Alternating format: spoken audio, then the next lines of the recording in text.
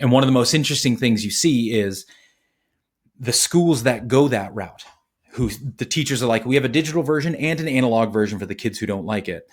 They find that the analog versions always do better. And within about 2 to 3 years, they stop doing the digital versions. They start making every kid go analog because they start seeing, hey, this is better for learning. This is Conversation Balloons, a podcast of interviews with experts and friends about all things generational. I'm your host, Leah Farish. Welcome to Conversation Balloons. This episode is brought to you by the Herzog Foundation, and we're welcoming back Dr. Jared Cooney Horvath. He's a neuroscientist and an educator who has had much experience in the classroom, and he's going to talk to us today about EdTech and the science of learning and how current educational technology is not serving our kids well. So thanks for coming on, Dr. Oh, thank you again for having me back. This will be great. You talk about the phenomenon that it's not that access and learning, access to our minds and the information in it isn't about just what you learn, it's what you transfer. Yeah. And what do you mean about transfer, and how is that not happening with kids in schools today? Oh, that's an awesome question. So the biggest concept when it comes to education that most people don't discuss is transfer. How do I move knowledge, skills, abilities between different contexts? So just as a teacher, I used to teach math. I'm wonderful that my kids can do math in my classroom, but I want you to be able to do math at home when you're balancing a checkbook. Maybe you get a job as an accountant. So that's transfer. How do I take my knowledge in one context and apply it somewhere else? Mm-hmm. Now, there are several issues when it comes to transfer, but two big ones that matter for us. One is all learning is contextual. So I'm going to tell you a quick story. It's a bit weird, but just bear with me. This is a story that comes from an old textbook from 1850. It's a physiology textbook I read. I collect them. I think they're funny. Leave me alone. So anyway, it tells this story of this delivery man. He has this very expensive package he needs to deliver, but it's hot.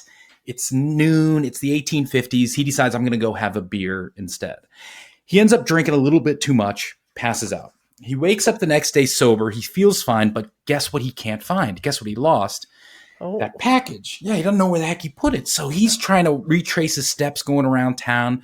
They say by the end of the day, he had like 5 of his bosses all looking for him. No one could find this thing. Guess what they did to jog his memory? They gave him a beer. As soon as the guy had a drink, he was able to walk him right to where he'd left the package the night before.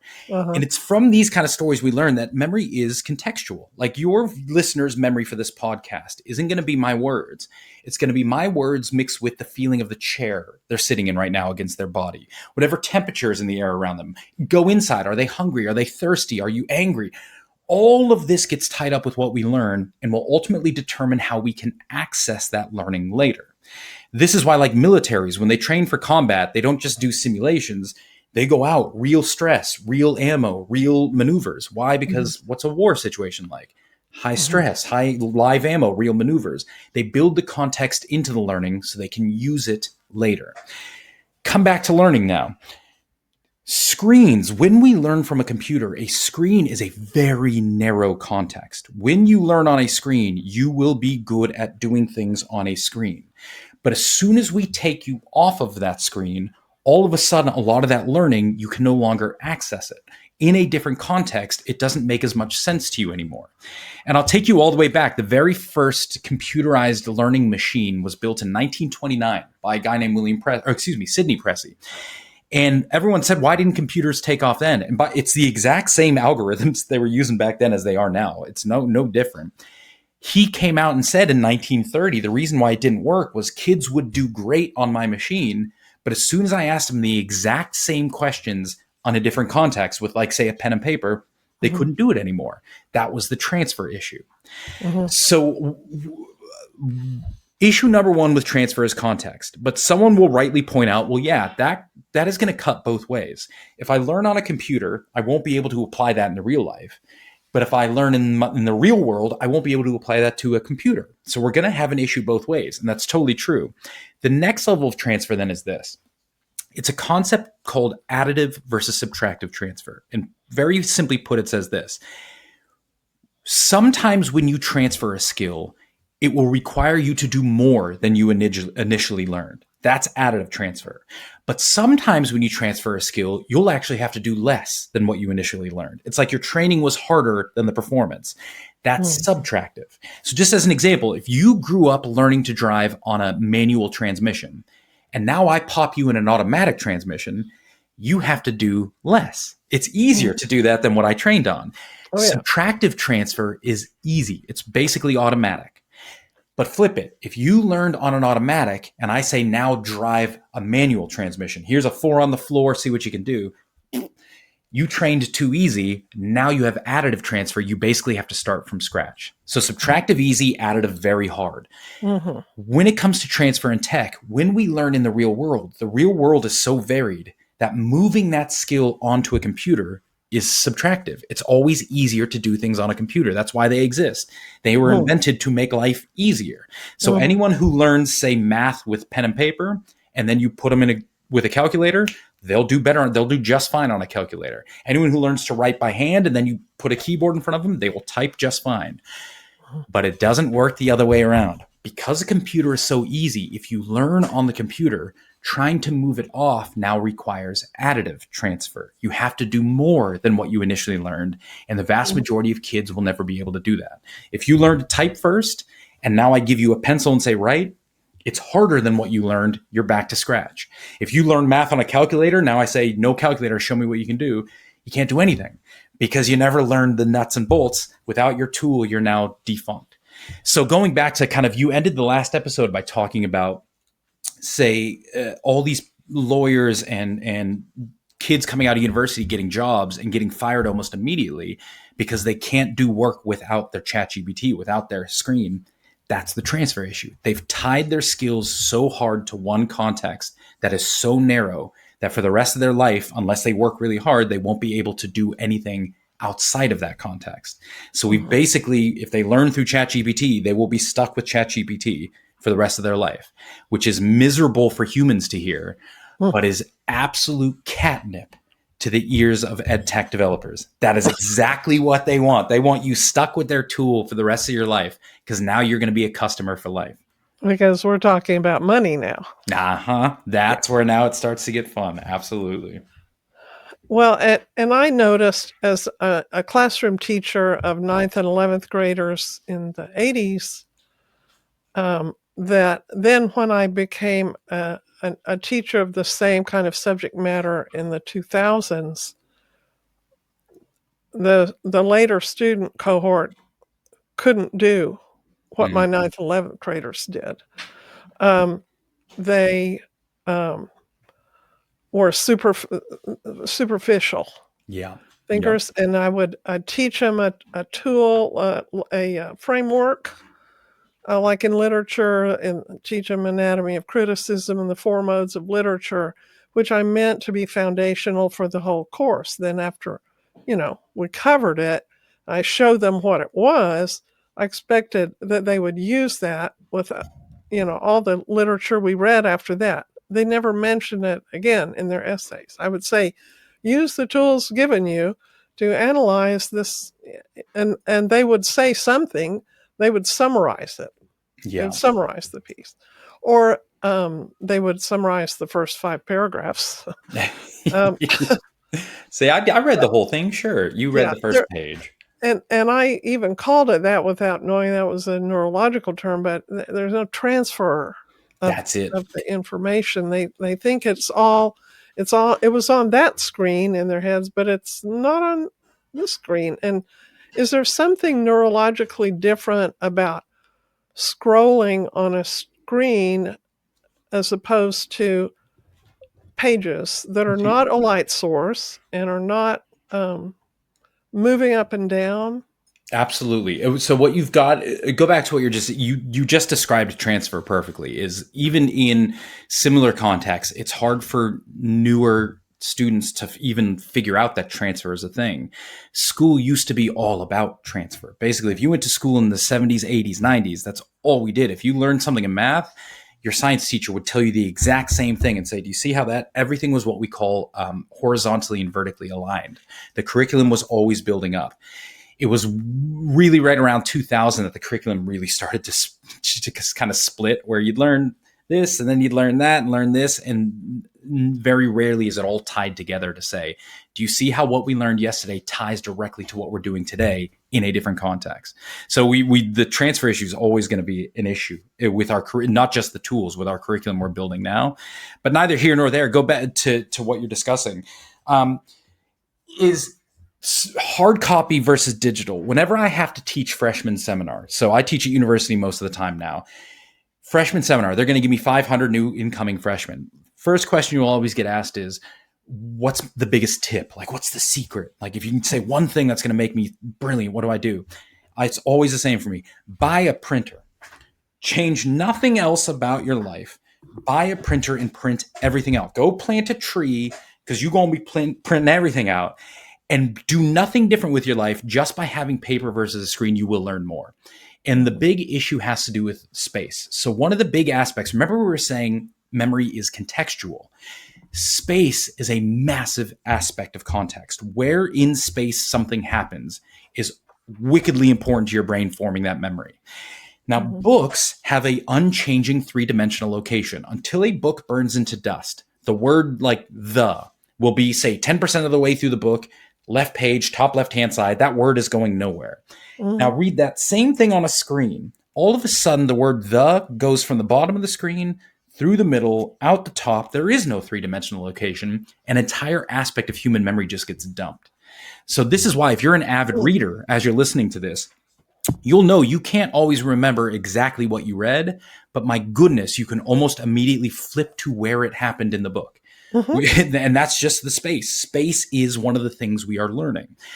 When you remove that, you basically remove about 40% of memory, and then people start basically skimming. They know I'm not going to actually get all of this, so they stop reading for depth and they just look for keywords, and off you go.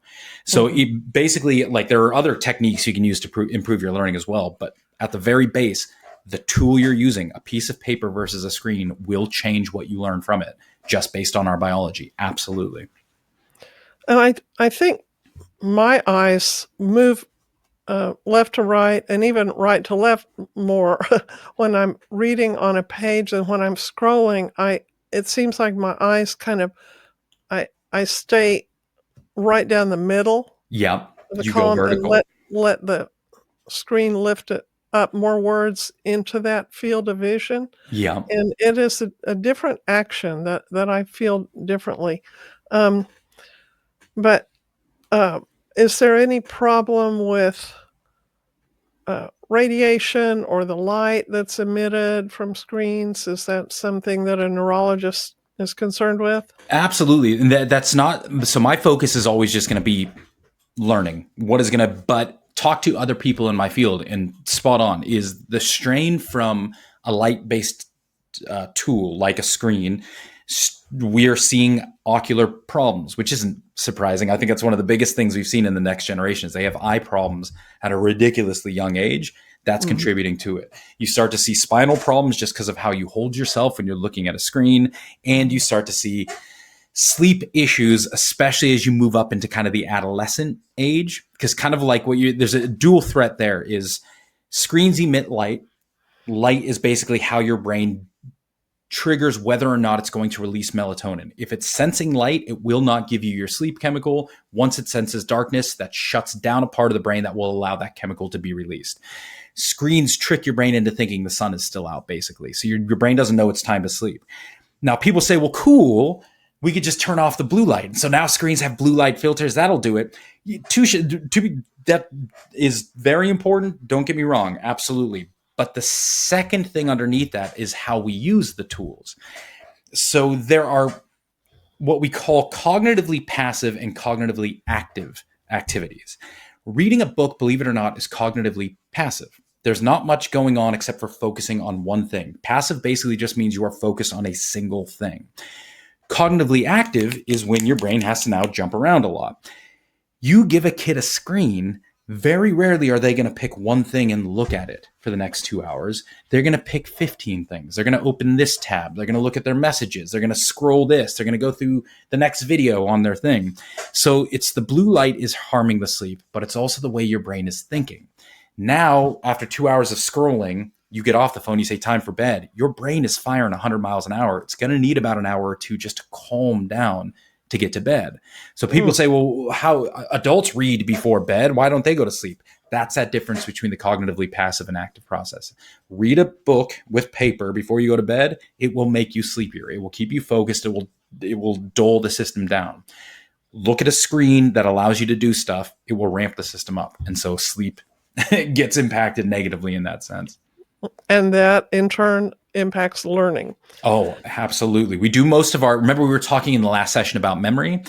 If memory is about locking information down, we do that when we sleep. When you sleep, that is when your brain locks down your learning for that day. Sleep less, form fewer memories, learn less. It's the easiest equation in the world. I'll take a moment for a quick announcement. I'm happy to share that Conversation Balloons is now part of the Herzog Foundation podcast network. The Herzog Foundation is dedicated to strengthening Christian education and helping families and schools pass faith and wisdom on among the generations. You'll still hear the same great commercial-free conversations, but now with the help of a foundation that shares our heart for truth and understanding across the generations. Learn more at herzogfoundation.com. And Jared, thank you for talking with us. I want to mention that as a teacher myself, I would ask students occasionally, I'd ask a whole class, how many of you would, if you had 3 days to master some information, would you rather learn it from a screen or from a hard copy text? And the answers I was getting at the time, around like 2010 through 2015, around in there, and then some in the late 90s, I asked, about half would say screens and about half would say hard copy text. But what I noted was who answered. I knew who were my strong students. The stronger students wanted to learn from a hard copy text. They knew how they learned. They were aware. They knew that what was working. The effort too is learning is hard. By definition, it biologically is not a comfortable thing to do. And it's kind of like exercise. It's the people who go to the gym and come out sweating and huffing. You're like, good workout. It's the people who come out of the gym and they're still glistening and they're like breathing fine and their hair is still perfect. Like, dude, you didn't work out. But if you ask them, how was your workout? The people who are still look perfect will say, oh, it was a good one. And the people who are huffing are like, man, I got to do a little bit more tomorrow. It's this recognition that there's a certain amount of work required to get this done. Technology eases that burden, and some people mistake the ease for understanding. And we call that the illusion of fluency. The easier something is, a lot of people interpret that as that must mean I get it better. Because it was really easy to do on a screen, that must mean it's because I'm so smart and I really understand it. No, it just means you didn't have to do any of the work. It's called the reality of effort. There's a real recognition of the kids who recognize, if this ain't hard, I ain't doing it. And they're the ones who work. And you're right, you can pick them out very easily. And they'll always go right for the hard copy stuff. Let's talk about handwriting for a minute. You mentioned that a little bit in the digital delusion thing, because you're not going to get much handwriting going on in a digital classroom. Why is it that handwriting is better for the educational process than typing? Yeah, so there's two things to think about. One aspect is going to be the note-taking aspect. So this is writing during class while I'm learning. Now, there are two kind of flavors of notes human beings can take. One is called shallow, one is called deep. Shallow notes are when people just write everything out. Think about a courtroom stenographer. They hear a word, they're going to write a word. Deep notes are when you take notes on linkages, themes, ideas. How do things kind of piece together? How do they fit? Most human beings can type about as fast as other human beings can speak. especially younger human beings. So this means if you give a kid a keyboard and say time to take notes, most of them will just take verbatim notes. I'm just writing down everything you say because I can. The problem with that is when you're taking those shallow notes, the only thing of importance to you is the sound and the order of the word. Did I hear it correctly? Did I write it correctly? The meaning of the words is totally irrelevant. So that's why anytime I see a kid typing just copious amounts of notes and they're like, I got everything, I go, cool, what did we learn today? Flat out ask them, what did we learn today? And they will tell you, I don't know. I have to go read my notes. Meanwhile, kids who are taking deep notes, themes, linkages, ideas, they don't get everything down because they're thinking through the meaning. What are the big ideas? It's the words are irrelevant. It's what are the concepts that I need to understand? Sure. When you take notes with a pen and paper, you cannot write as fast as anyone speaks. There's not a human being in the world who can handwrite as fast as someone else speaks. So by definition, you have to take deep notes.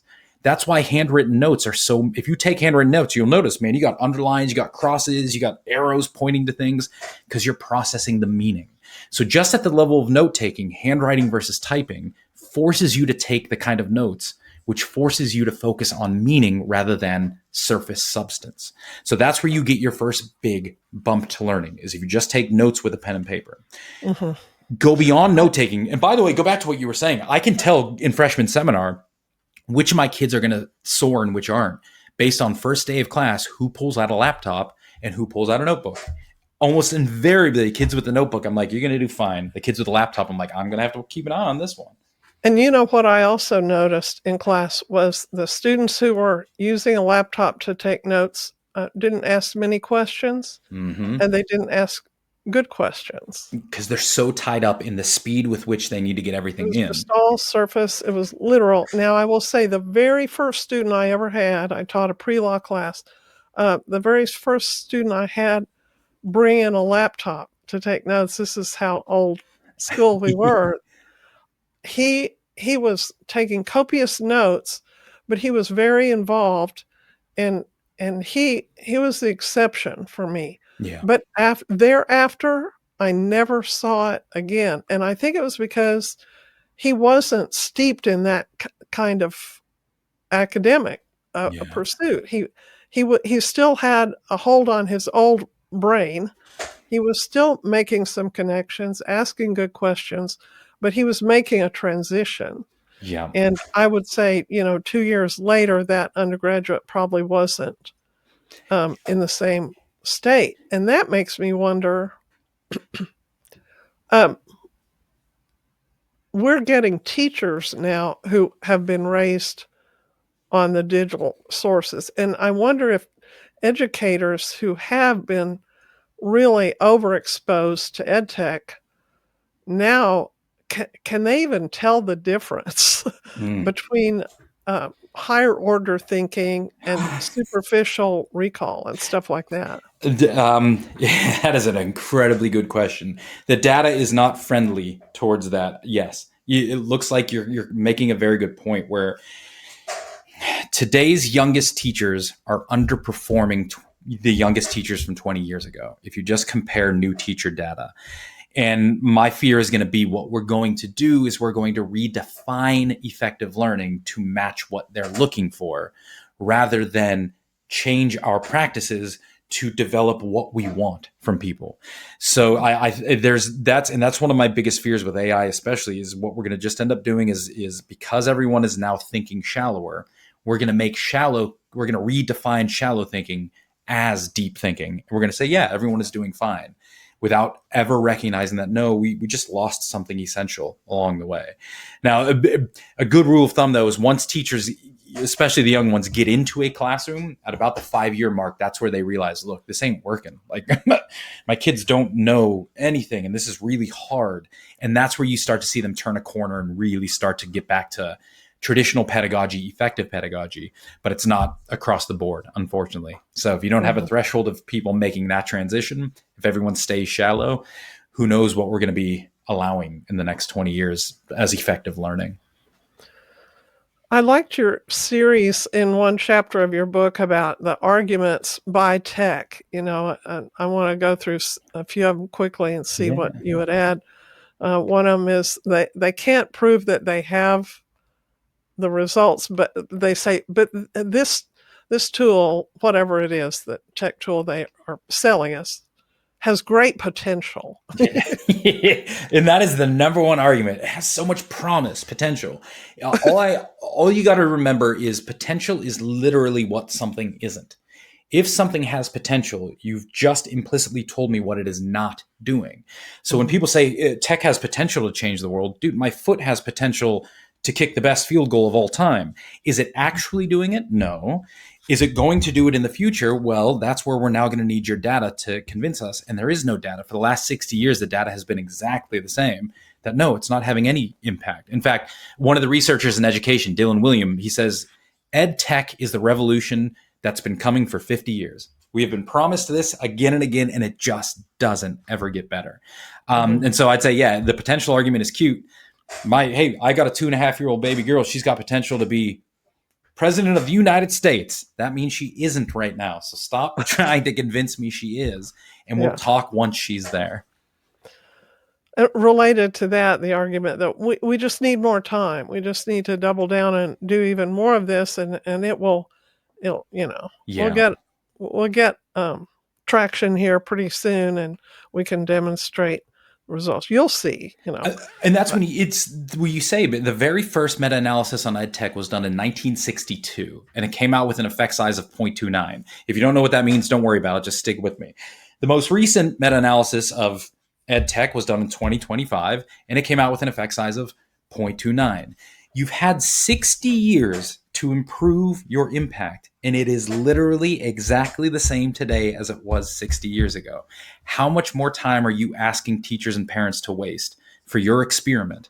You want to prove to me that it's better? Your dime, your time. You invented it. You figure out how it works. Don't shove it in a classroom and ask me to be your product tester. Give me the real data, have it independently verified, and then we'll discuss whether or not we bring this into schools. That seems like the minimum threshold for acceptance to me. Yeah, and it has coincided with taking out hard copy textbooks. Kids just aren't carrying those home anymore. They're not.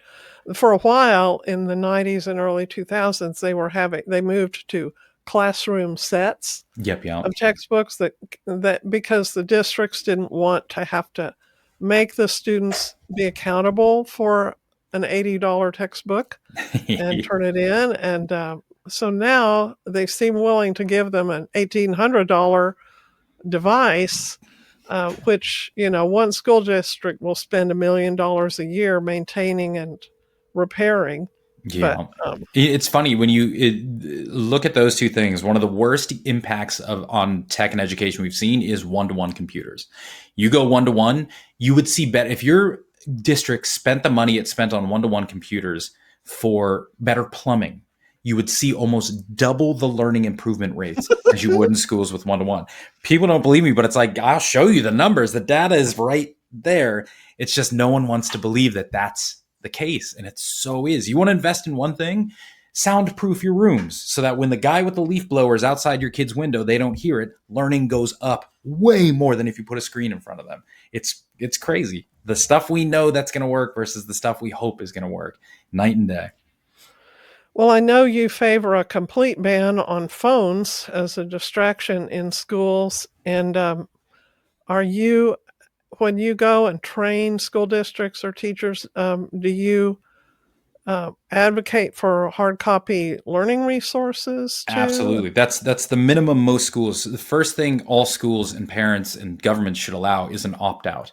Is if you're going to go tech, there are plenty of families who have spent years raising their kids to be tech-free, and now you're going to force them to use it to get an education. So I think at the bare minimum, you need to have an opt-out. As soon as you have an opt-out, then yeah, by definition, you need analog versions of everything you're going to do. And one of the most interesting things you see is the schools that go that route, who the teachers are like, we have a digital version and an analog version for the kids who don't like it. They find that the analog versions always do better. And within about 2 to 3 years, they stop doing the digital versions. They start making every kid go analog because they start seeing, hey, this is better for learning. So I'd say opt out, yes, but you're always going to butt up against a very good and cogent, meaningful argument is then how are kids ever going to learn how to use tech? This is the curriculum versus pedagogy distinction. What are we teaching kids versus how are we teaching kids? I have no problem saying we need to teach kids how to use computers, but that's a curriculum issue. That's the same thing as saying we need to teach kids how to drive. Sweet. We make a computer class. There's a computer lab. We're going to teach you how to use a computer. There's a driving course. We're going to teach you how to drive. The flip side is that most people mistake that for pedagogy. They assume the only way we're going to teach kids to use a computer is if we embed it into every classroom. Imagine if we said the only way we can teach kids how to drive is if they learn math in a car. You would never make that mistake, yet with tech, everyone makes that conflation between curriculum and pedagogy. So I have no problem with schools having a computer lab, teaching computer classes. The problem is now every class does not need tech. If I'm teaching math, I get to pick the tools best suited to math. Very rarely is that going to be a screen. If I'm teaching writing, I'll pick the tools best suited to writing. If I'm teaching coding, I'll pick the tools most suited to coding. That might be a computer, in which case, cool. Get up, class, we're going to the lab. So it's not that the computers are gone. It's just that they become highly intentional. If you want to use them, you have to book the room. You have to get your kids up and go. It stops being the default and it starts being something you have to consciously argue. Why is this important for us to use? And if you can make that argument, use it. But most of the time, people have just stopped making any argument. They just use it because it's there. It's convenient. Long ago, when our local school district was trying to get a computer in every classroom, and there, there's merit to making that kind of investment, but I was saying this is going way too fast. Yeah. What are the companies that will be doing this? This was back when it was a very, very new thing, and I was on this radio show debate about it, and the other person said, "Oh, pish tosh, why are you concerned?" I said, "Well, privacy, the students, the information, how the student behaves online, what they enter in, what they tell about themselves." And the other person said, "Well, what could possibly anybody want that information for? That you're being paranoid." And I said, "Marketing." Cut to 30 years later. Now, of course, these ed tech companies are just harvesting all that data, and not just the student's name and address and age and things like that. They're harvesting their behavior. Yeah. They're learning how to make other things that are online, more addictive, more appealing. What doesn't work, it's pretty it's cynical, really. No, you're not being cynical. You're just being realistic. The cynicism is when you look at the worst in something. But in this instance, there is no. Ed tech companies are cynical. Well, they are cynical. Well, but I say a lot of people would call us cynical. But I'd say, what's the pro here? Like, I'm telling you all the cons. You tell me the pro, and there is no pro. Nobody has any data that says these things are helping in any way. So, by what measure are you telling me this is pessimism and not just absolute realism? An interesting thing to think about. If you owned a company, just hypothetically, you own a business, when would you give people free stuff? Only when you think that would lead to return on investment. You don't give away free things because you want to be nice. You give away free things because you're trying to intrigue people enough to come spend their money later. Why do you think Apple, Microsoft are rushing to give free computers to kids? They're businesses. They don't give them out of the goodness of their heart. They don't care about learning. If they cared about learning, they would have teachers on staff. You can count on one hand, you can count on no hands, the number of active teachers they have on staff. They've never queried what is learning, what is education, how might tech fit into it. They want these tools in kids' hands to make customers for later. They're not stupid. And by the way, I don't fault them for that. They're a business. If you think they're anything else, that's our problem, not theirs. They're there to make money. So we can't be shocked when they lie to us and trick us into making money.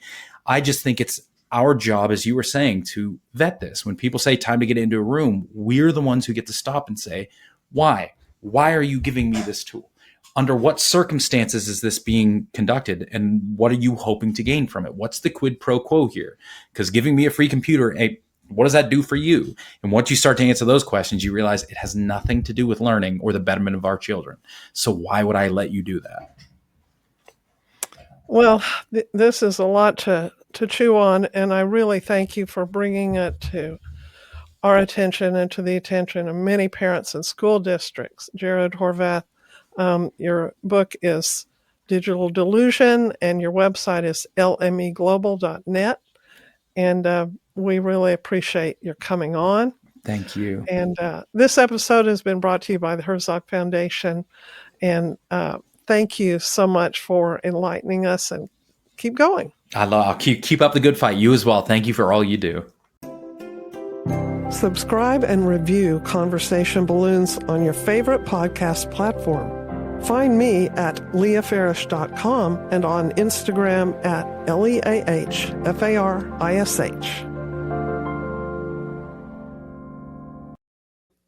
This episode is brought to you by the Herzog Foundation. The views and opinions expressed in this program are those of the speakers and do not necessarily reflect the views or positions of the Herzog Foundation.